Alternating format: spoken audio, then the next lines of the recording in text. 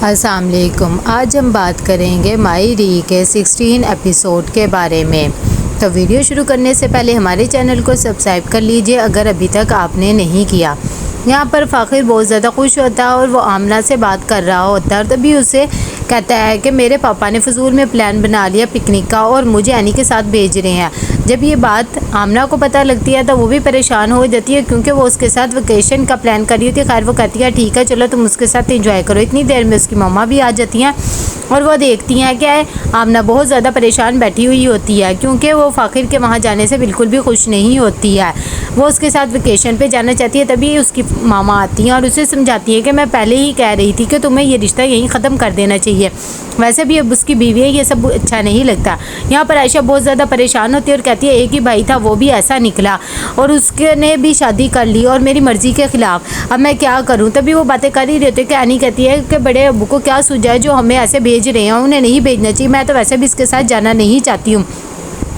तभी उसकी अम्मी भी उसे समझाती हैं कि ऐसी बात नहीं है और मेरा आगे ही बहुत ज़्यादा पहले परेशान हो और मुझे और ज़्यादा परेशान ना करो और चुपचाप वहाँ पर चल जाओ और कोई शिकायत का मौका भी ना मिले और उससे लड़ाई झगड़ा भी ना करना। तभी यानी कहती है मैं तो उससे कभी लड़ाई झगड़ा करती भी नहीं और अगर कर भी लूँ तो ज़्यादा से ज़्यादा क्या होगा, अगर वैसे मैं उसका सिर फाड़ दूँ तो कितना बनेगा, पुलिस के वाले ही जाना पड़ेगा। वो मजाक कर रहे होते हैं। यहाँ पर राहिला और हबीब भी बहुत ज़्यादा परेशान होते हैं। तभी हबीब उसे बताता है कि ये रिश्ता ख़त्म हो जाना चाहिए और वैसे भी आयशा इस बात को बिल्कुल भी बर्दाश्त नहीं करेगी और जमशेद को भी ये बात सोच लेनी चाहिए थी। शादी करने से पहले उसने खामखा आलिया से शादी कर ली। जब ये बात राहिला को पता लगती है तो वो कहती है कि हद हो गई है, आप मेरी बहन के साथ ऐसा कैसे कर सकते हैं, हम दोनों को बिल्कुल भी नहीं पता था कि वो उसका भाई है। तभी हबीब कहता है कि मैं ये मान ही नहीं सकता, माना तुम लोग के राब्ते बहुत कम थे लेकिन फिर भी राब्ता तो था ना, उसे ये सब कुछ तुम्हें बताना चाहिए था और तुम्हें उसे मना करना चाहिए था। लेकिन राहिला उसे कह देती है मैं हरगिज़ बर्दाश्त नहीं करूँगी अपनी बहन के साथ नाइंसाफ़ी, ये कहकर वो चल जाती है। यहाँ पर हबीब बहुत ज़्यादा परेशान होता है। सुबह होती है तो सब पिकनिक के लिए तैयार हो जाते हैं। तभी उसकी दादो एनी के एक मुर्गी मंगवाती है और उनका सदका उतारती हैं, लेकिन मुर्गी भाग जाती है। यहाँ से वो परेशान हो जाती है और यहाँ पर आयशा भी एनी को समझाती है कि सफ़र बिल्कुल अच्छे से करना, उससे लड़ाई झगड़ा ना करना। सब खुशी खुशी जा रहे होते हैं। यहाँ पर हमज़ा बहुत ज़्यादा परेशान होता है क्योंकि वो एनी से मिल नहीं सकता, बहुत परेशान बैठा है। तभी उसकी जब कज़न आती है तो वो उससे पूछती है कि क्या हो गया, तो वो उसे बताता है कि अब हमारा स्कूल भी बंद हो गया है और मैं कैसे एनी के साथ रहूँगा, ना मैं उसे देख सकता हूँ ना उससे बात कर सकता हूँ। तभी उसकी कज़न उसे समझाती कि हद होगी, तुम अभी भी एनी के बारे में सोचिए, अब वो शादीशुदा है। अभी वो बातें कर ही रहे थे, उसकी दोस्त की कॉल आती है और उसे वेकेशन का कहते हैं। तभी वो अपनी कज़न के कहने पे उन्हें फ़ोन कर देता है और हाँ कर देता है, वरना उसका दिल नहीं होता जाने को। यहाँ पर सब जा रहे होते कि एकदम एक्सीडेंट हो जाता है ड्राइवर के सोने की वजह से। जब सब नीचे होते थे तो साइका बहुत ज़्यादा ड्राइवर पर चिल्लाने लग जाती है और कहती है कि तुम्हें बिल्कुल भी समझ नहीं है, अभी तुमने रोड एक्सीडेंट कर देना था। फराज भी बहुत ज़्यादा परेशान होता है। तभी वो कहते हैं कि यहाँ कोई पास होटल है तो मैं वहाँ पर छोड़ दो, तो ड्राइवर कहता है कि हाँ पास ही एक होटल है। सब होटल में चले जाते हैं और एनी जाकर फ़ाइज़ा को पूछ रही होती है कि तुम ठीक ठाक तो हो ना, तुम्हें कुछ हुआ तो नहीं। तभी फ़ाइज़ा कहती है कि नहीं मुझे कुछ भी नहीं हुआ। इतनी देर में साइका भी आ जाती है। तभी आखिर बताता है कि मैं अभी अब्बा से ही बात कर रहा था और वो कह रहे थे कि हमें यहाँ से आ जाना चाहिए क्योंकि सफ़र अच्छा नहीं रहा। मैंने उन्हें बता दिया लेकिन अभी हमारा खैरियत से सब कुछ ठीक ठाक है। तभी साइका कहती है हाँ मुझे भी यही लगता है, वैसे भी काली मुर्गी भी ऐसे भागी थी तो यही हो सकता है कि हमारे लिए सफ़र ठीक ना हो, लेकिन फ़िलहाल मैं ये कहना चाह रही थी कि कुछ खाने को ले आओ।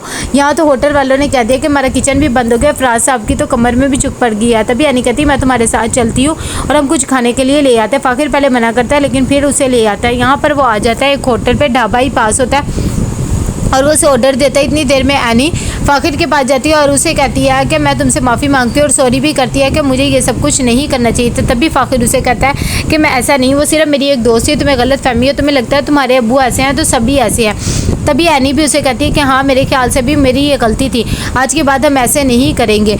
जिस ढाबे पे वो आए होते हैं वहाँ पर हमज़ा भी आया होता है और अपने दोस्तों को कहता है ये क्या खामखा मुझे ढाबे पे ले आए। तो उसके दोस्त कहते हैं ये एक बहुत ही अच्छा ढाबा है, यहाँ पर अच्छा खाना मिलता है। इतनी देर में वहाँ पर पुलिस भी आ जाती है। जब वो बच्चों को साथ देखती है तो उन्हें तो जसूस होता है। तभी एक पुलिस वाला कहता है कि चलो एक दिहाड़ी ही लग जाएगी, ये अंडर एज बच्चे लग रहे हैं, इनसे जाकर बात करते हैं। वो जाकर फ़ाखिर और रानी को कहते हैं कि तुम यहाँ क्या कर रहे हो, लड़की को भगा के लेकर। तभी फ़ाखिर कहता है मुझे क्या ज़रूरत पड़ी है, मैं लड़कियों को भगा के लाता रहा।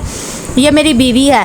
और एनी भी इस बात से इत्तेफाक करती कि हम दोनों की शादी हो चुकी है, लेकिन पुलिस वाले बिल्कुल भी नहीं मानते। वो कहते हैं हमें निकाहनामा दिखाओ, तो वो कहते हैं हमें निकाहनामा नहीं है। इतनी देर में हमजा की नज़र भी वहाँ पर पड़ जाती है और वो कहते हैं ये तो एनी और फ़ाखर ही है, चलो हम इनके पास जाना चाहिए। पुलिस उन्हें लेके जा रही है। पुलिस वाले उन्हें डाले में बिठाते हैं और उन्हें लेके चले जाते हैं। दोनों बहुत ज़्यादा परेशान होते हैं, वो उन्हें बहुत ज़्यादा समझाते हैं लेकिन वो नहीं मानते। यहाँ पर आके पुलिस स्टेशन भी थानेदार उन्हें कह रहा होता है कि तुम दोनों हस्बैंड वाइफ नहीं हो, लेकिन फ़ाखर मुसलसल समझा रहा होता है कि हस्बैंड वाइफ ही है, अभी मेरे पास निकाहनामा नहीं है। लेकिन फिर भी वो कहते हैं कि इसे लोगों में बंद कर दो। एनी भी बहुत ज़्यादा परेशान हो जाती है और फ़ाखर को कहती है कि तुम टेंशन ना लो, मैं अभी कुछ ना कुछ करती हूँ। फ़ाखर भी कहता है कि चलो ठीक है। एनी बहुत ज़्यादा परेशान होती है और बाहर जाके बैठ जाती है। यहाँ पर आयशा भी बहुत ज़्यादा परेशान होती है। जब उसे एक्सीडेंट के बारे में पता लगता है तभी हबीब उसे कहता है तुम टेंशन ना लो और आके बैठ जाओ, वो ठीक है, मेरी उनसे बात हुई है, तुम अपने मसले के बारे में सोचो, अब सब कुछ भूल जाओ। वैसे भी जमशेद की शादी नहीं होती, चलो अल्लाह अल्लाह करके हो ही गया। लेकिन आयशा कहती है कि तुम तो यही चाहते थे, पहले तुमने उससे शादी कर ली, अब अपनी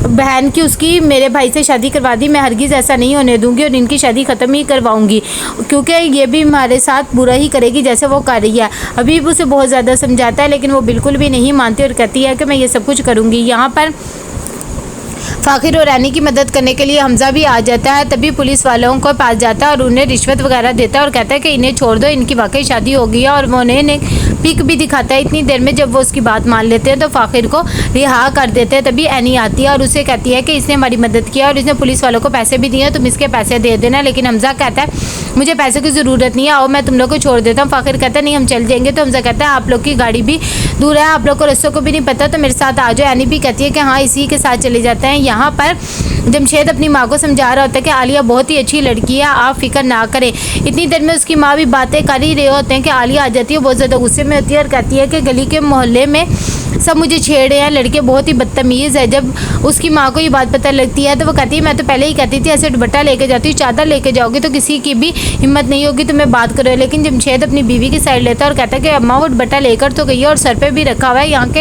है ही लोग ऐसे, मुझे कोई ना कोई बात करनी पड़ेगी। ढाबे पे वो दोनों वापस आते हैं, एनी और फ़ाखर, और खाना वगैरह लेते हैं। तभी वो कहता है कि तुम परेशान ना हो, मैं ये सब कुछ करने ही वाला था, मेरा मोबाइल नहीं चल रहा था वरना मैं उन्हें अपनी पिक दिखा देता कि अब हम हर वक्त अपना निकाहनामा साथ रखें। तभी यानी कहती है ये तुम्हें पहले सोचना चाहिए था। जब वो घर पहुँचते हैं तो साइका दोनों पे गुस्सा करती है और कहती है कि कितनी देर से भाई साहब फ़ोन करे, मैं उन्हें टाली जा रही हूँ, कहाँ रह गए थे। तभी फ़ाखर कहता है हाँ आप तो ऐसे करनी जैसे हम मौजे करने गए हुए थे, पुलिस वालों ने हमें पकड़ लिया था कि अंडर एज बच्चे हैं, तुम लोग की शादी नहीं हो सकती। तभी एनी भी अपनी फूफो को कहती है कि हाँ वाकई पुलिस वालों ने पकड़ लिया था हमें। इतनी देर में वो कहती है मेरा मोबाइल वहीं रह गया। तो हमजा भी आ जाता है उनके पीछे पीछे और कहता है कि ये इसका मोबाइल। अभी वो ज़्यादा बात करने ही लगता है कि एनी उसे इशारा कर देती है, तो वो कह देता है कि मैं फ़ाखर का दोस्त हूँ और एनी भी उसे कह देती है कि हाँ ये फ़ाखर का दोस्त है, इसी ने ही आया था और हमारी मदद की थी।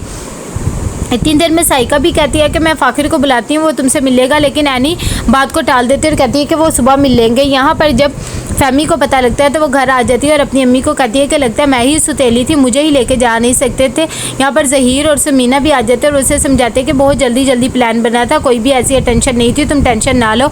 लेकिन वो कहती है कि हद हो गई, हम ही पराए थे, अगर मुझे नहीं भी लेके जाना था मेरी बेटी को ले जाते।